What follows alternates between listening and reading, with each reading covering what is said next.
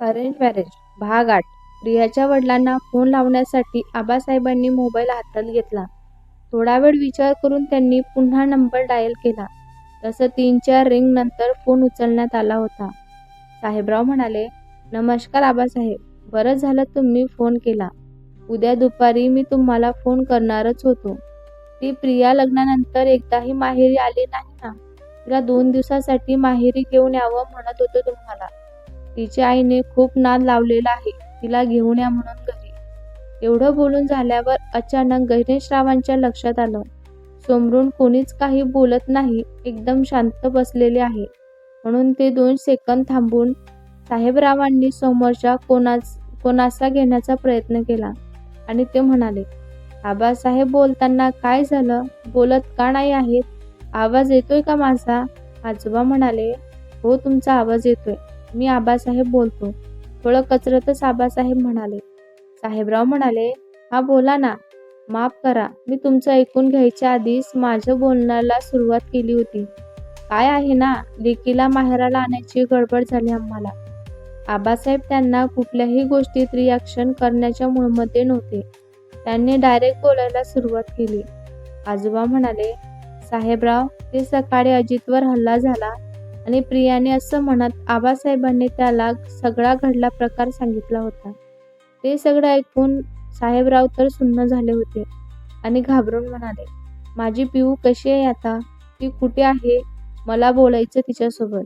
त्यांची ती अवस्था बघून आबासाहेब म्हणाले, "घाबरू नका. तिचं ऑपरेशन करून गोळी काढलेली आहे आता डॉक्टरांनी. आता ती शुद्धीवर नाही आहे, पण थोड्याच वेळात ती शुद्धीवर येईल." असं म्हणत डॉक्टर म्हणाले आहेत.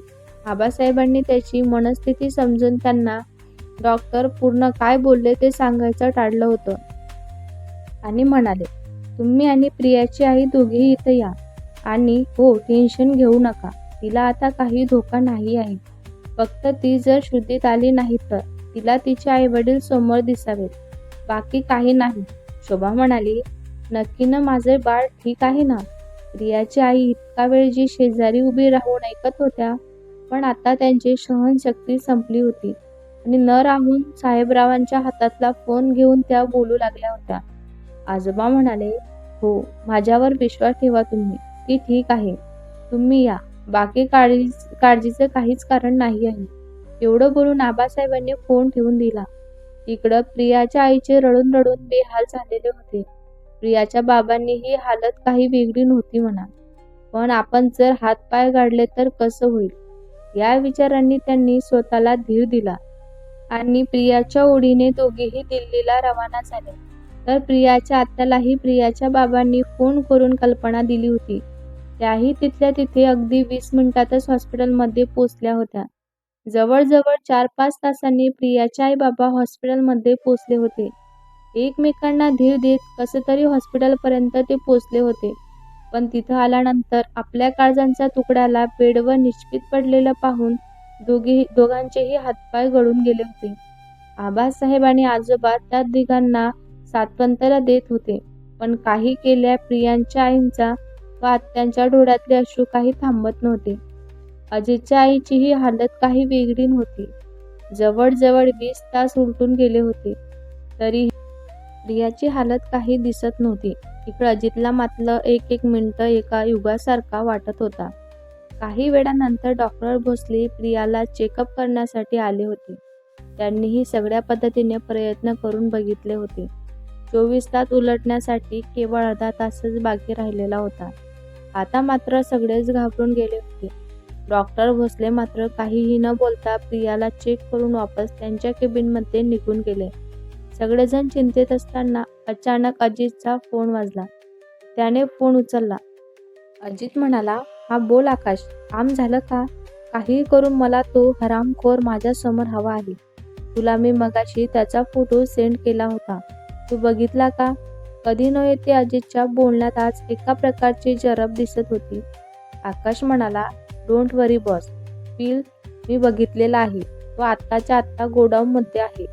तुम्ही म्हणत असाल तर त्यांचा पाहुणचार सुरू करू का मी?"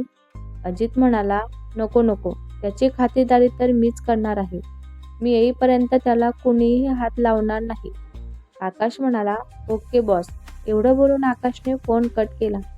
अजितनेही फोन कट करून खिशात ठेवला होता आणि मागे वळाला होता. तितक्यातच त्याला प्रियाला ज्या वॉर्डमध्ये शिफ्ट केलेलं होतं त्या वॉर्डच्या बाहेर खूप जास्त हालचाली जाणवलेली होती.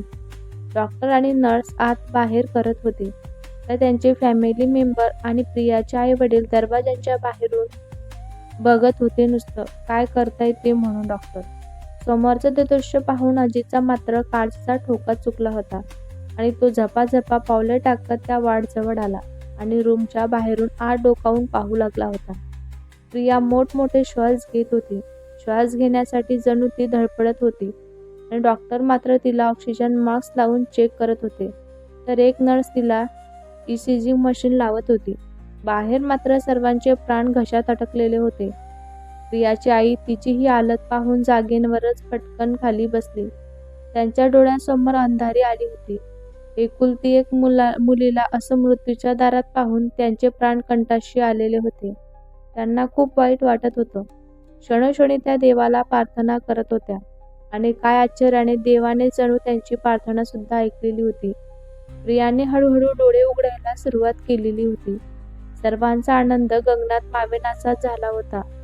शेवटी न राहून साहेबराव म्हणाले, शोभा, काळजी करू नकोस. आपण दोघांनीही आणि माझ्या लेकरांनीही कधी कोणाचं वाटोळं केलं नाही आहे. देव सुद्धा माझ्या पिऊची कधीच वाईट करणार नाही. बघ तिच्याकडे, ती शुद्धीवर यायला लागलेली आहे. साहेबरावांचे हे शब्द ऐकता शोभाच्या इतका वेळ डोक्याला हात लावून बसल्या होत्या, त्या आनंदाने एकदम ओरडल्या होत्या. पिऊ माझं बाळ, असं म्हणत त्या प्रियाकडे धावल्या होत्या. प्रिया जी आत्ताच डोळे उघडून पाहत होती, तिला जाऊन त्या बिलगल्या. स्वतःच्या आईला समोर पाहून प्रियाच्या तोंडातून अस्पष्ट असा आवाज बाहेर निघाला, आई, हे आई. आणि प्रियाच्याही डोळ्यातून अश्रू वाहू लागले होते. शेजारीच उभे असलेले डॉक्टर भोसले आणि दुसरे 2 डॉक्टर यांनी सुटकेचा निश्वास सोडलेला होता. इतका वेळ तेथेच उभे राहिलेले आबासाहेब, आजोबा आणि अजित आणि मॉम आणि पियाची आत्या सगळ्यांनाच ती शुद्धीत आल्यानं पाहून आनंद झालेला होता. गणेशरावांच्या खांद्यांवर हात ठेवून डॉक्टर भोसले म्हणाले होते, don't worry Ganesh, now she is safe. भोसलेच्या तोंडून ते शब्द ऐकून तिथे असलेल्या सर्वांनीच मनोमन देवाला हात जोडले होते. इतका वेळ अस्वस्थपणे प्रियाकडे पाहणारा अजित, त्याच्याही चेहऱ्यावर आता समाधान दिसत होतं. भोसले म्हणाले, तिला आता आरामाची गरज आहे, म्हणून मी तिला झोपेचं इंजेक्शन देत आहे. आता सर्वांनी तिला आराम करू द्या. असं म्हणून डॉक्टर भोसलेने नर्सला इशारा केला. नर्सने प्रियाला इंजेक्शन दिलं. तसे हळूहळू सर्वजण रूमच्या बाहेर पडले होते. फक्त प्रियाची आई आणि मॉम तिथे थांबलेल्या होत्या. बाकीचे सर्वजण बाहेर आलेले होते. रात्रीपासून सगळे धावपळीतच आहात. माझं असं म्हणणं आहे की तुम्ही सगळ्यांनी घरी जाऊन थोडा वेळ आराम करावा, प्रियाची आत्या सर्वांना म्हणाली होती. आणि यावर होकार भरत गणेशराव सुद्धा म्हणाले होते, बरोबर बोलत आहात तुम्ही. त्या प्रियाची काळजी घ्यायसाठी दोघी इथं आहेतच. तर माझं म्हणणं आहे, आपण घरी जाऊन फ्रेश होऊन थोडा आराम करावा. संध्याकाळी परत पुन्हा आपण प्रियाला भेटायला वापस येऊ. प्रियाच्या आत्या साहेबरावांना घेऊन त्यांच्या घरी निघून गेल्या होत्या, तर गणेश साहेब आणि आजोबा त्यांच्या घरी निघून गेले. अजितच्या डोक्यात वेगळंच काहीतरी चाललं होतं. तो गणेशरावांना म्हणाला, दादा, तुम्ही दोघेजण पुढे व्हा. मला थोडं अर्जंट काम आहे. मी 1 तासाने येईलच घरी वापस. असं म्हणून अजित तिथून निघून गेला.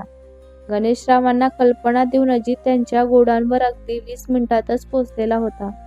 अजितची गाडी गेटच्या आत एंटर करताच सिक्युरिटी गार्ड्सने आणि त्याचे बॉडीगार्ड्स हाय अलर्ट मोडवर आले होते. अजित गाडीतून उतरून झपाझपा पावलं टाकत गोडाऊनच्या मेन डोअरकडे निघाला होता. आकाश सुद्धा त्यांच्या बॉसची वाट पाहत मेन डोअर जवळच थांबलेला होता. जसा त्याला अजित येताना दिसला तसा तो पटकन अजितकडे गेला. आकाश म्हणाला, गुड लुकिंग बॉस. सुपारी घेऊन काम करतो तो. तो म्हणतोय त्याला नाव गाव काही माहिती नाही.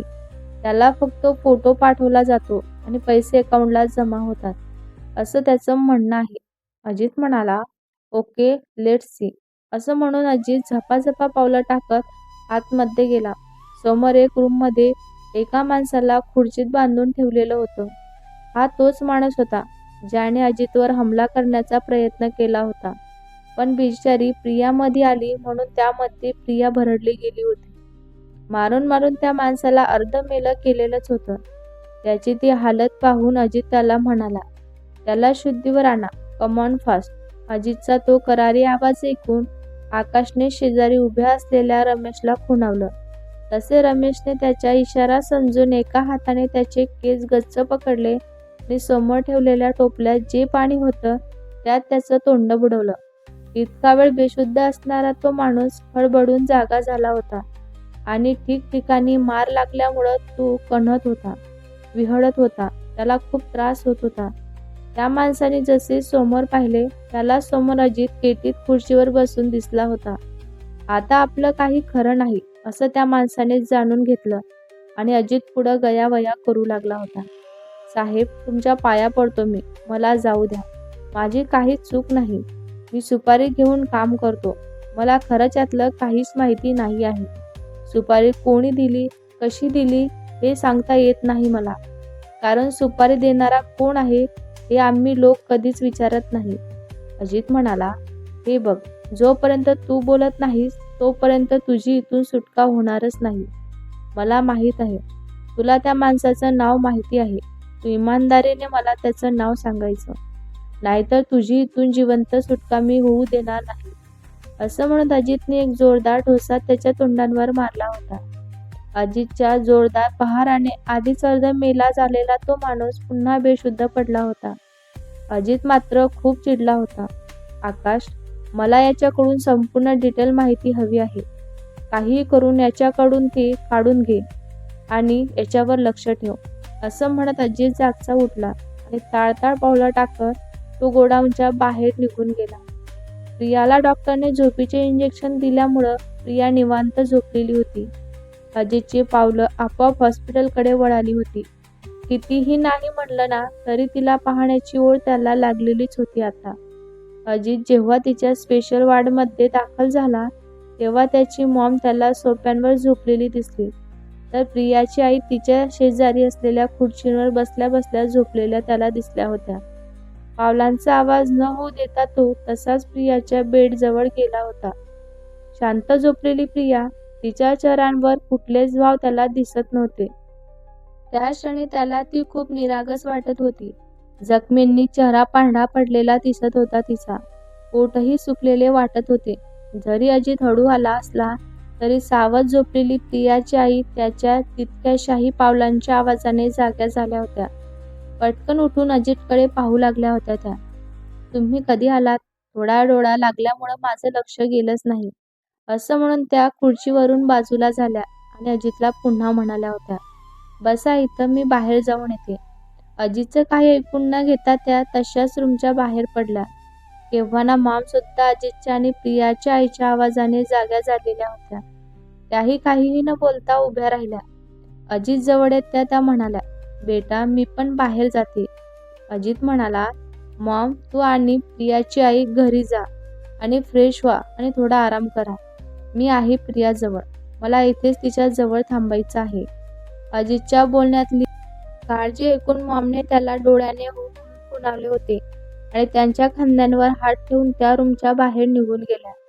काही वेळाने उठून अजितने दरवाजा लावला आणि प्रियाच्या जवळ चेअरवर येऊन बसला होता. तिचा हात स्वतःच्या हातात घेतला आणि खूप प्रेमाने तो तिच्या चेहऱ्याकडे पाहत होता. तिचा तो मलूल पडलेला चेहरा पाहून अजितला भरून आलेलं होतं. त्याला खूप वाईट वाटत होतं आता. त्याला वाटलं, आपल्यामुळे हिने हिचा जीव धोक्यात टाकला. खरंच ही माझ्यावर इतकं प्रेम करते का? स्वतःशीच तो म्हणत होता. अचानक त्याला आठवलं की मागे 2-3दा असेच हमले त्याच्यावर झाले होते. घरी सगळे काळजी करतील म्हणून त्यांनी कोणालाही काहीच सांगितलेले नव्हते. पण एका हमल्याच्या वेळेस माहीही त्याच्या सोबत होती. दोघं मॉलमध्ये शॉपिंग करून वापस येत होते. मॉलच्या बाहेर निघताच त्यांच्यावर फायरिंग करण्यात आलेली होती. त्याच्या नुसत्या आवाजाने ही माही मॉलच्या आतमध्ये पडून गेली होती. ती फायरिंग थांबल्यावर सुद्धा बराच वेळाने बाहेर आलेली होती. ते डायरेक्ट गाडीत बसून निघून गेली. त्याला साधं तिने विचारलं सुद्धा नव्हतं. पुन्हा विचार झटकून त्याने तिच्या हातात घेतलेल्या हातांवर त्याने हळूच ओठ टेकवले. नकळत का होईना पण त्याला तिच्या कपड्यांवर ओठ टेकवण्याची जबरदस्ती इच्छा झालेली होती. आता तो जागचा उठला आणि तिच्या कपड्यांवर किस केलं. तिच्या एवढ्याशाही स्पर्शाने तो शहारला. अंगावर रोमांच उभारलेला होता त्याच्या. स्वतःशीच तो म्हणाला, अशी काय जादू आहे हिच्या स्पर्शात की जेव्हा मी हिला स्पर्श करतो माझ्या अंगावर काटा येतो. हवा हवासा वाटतो तिचा स्पर्श. हा फील मला माहीसोबत का येत नाही? असं बोलून तो स्वतःच्याच विचारांवर चमकला होता. दुसऱ्या दिवशी सकाळी प्रियाला जाग आली. तिने डोळे किलकिले करून अवतीभोवती पाहिलं. औषधांमुळे तिला जरा बरं वाटत होतं. तरी जखम ज्या ठिकाणी होती तिथे तिला थोडं दुखल्यासारखंच वाटत होतं. हलकेच तिने छातीवर हात ठेवला आणि तोंडातून अस्पष्ट आवाज बाहेर पडला, आई ग. इतका वेळ गारडीत उभा असलेला अजित तिच्या आवाजाने आतमध्ये आला तर ती उठून बसण्याचा प्रयत्न करत होती, जे तिच्याने होत नव्हतं, कारण त्याच हाताने ती स्वतःचा भाल पेलण्याचा प्रयत्न करत होती.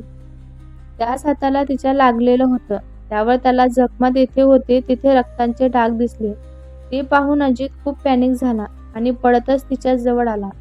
अजितला पाहून कशी तरी उठणारी ती गडबडली आणि तोल जाऊन पडणार तितक्यातच अजितने तिला सावरलं. अजित म्हणाला, बी केअरफुली. वेडी आहेस का ग तू? उठायचं होतं तर कुणाला तरी आवाज द्यायचा ना. असं झाशीच्या राणीसारखं सगळे स्वतःच हँडल करायचं, हो ना? आता पडली असतीस तर तू काय केलं असतं? असं म्हणून त्याने तिला पकडून उभं केलं. अजितच्या एवढ्याशाही बोलण्याने तिच्या मनात भीती दाटून आली होती, कारण आज पहिल्यांदा ती त्याला इतक्या जवळून पाहत होती. त्याच्या चेहऱ्यावरचा तो राग पाहून बिचारीचे हातपाय थरथरू लागले होते आणि डोळ्यात पाणी जमा झालेलं होतं. तिची ती अवस्था पाहून त्याच्या लक्षात आलं की ती घाबरलेली आहे म्हणून. त्याने पटकन तिला मिठीत घेतलं आणि तिला म्हणाला होता, सॉरी, मला काळजी वाटली म्हणून मी बोलत होतो. पुन्हा इतक्या रागात मी कधीच बोलणार नाही तुला. असं बोलून त्याने त्याच्याही नकळत तिच्या कपड्यांवर ओठ टिकवले. आता मात्र तिच्या पूर्ण अंगावर शहारा उमटलेला होता.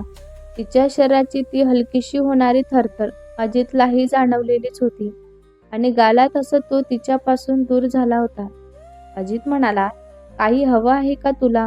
प्रिया म्हणाली, हो, ते वॉशरूमकडे जायचं होतं मला. तिला काहीही न बोलता त्याने 2 हातांवर उचललं आणि बाथरूमच्या दारापर्यंत नेऊन आला होता. वॉशरूमचं दार उघडून दिलं. आत अलगद टेकवत तो तिला म्हणाला, मी बाहेरच आहे. तुझं झालं की आवाज दे मला. त्याच्या या कृतीने प्रिया मात्र सुन्न होऊन त्याला पाहतच होती आणि पटकन भानावर येत तिने वॉशरूमचं डोअर बंद केलं. भेटूया पुढच्या भागात. हा भाग तुम्हाला कसा वाटला कमेंट करून नक्की सांगा. व्हिडिओ आवडला असल्यास लाईक करा, शेअर करा. नवीन असाल तर चॅनलला सबस्क्राईब. धन्यवाद.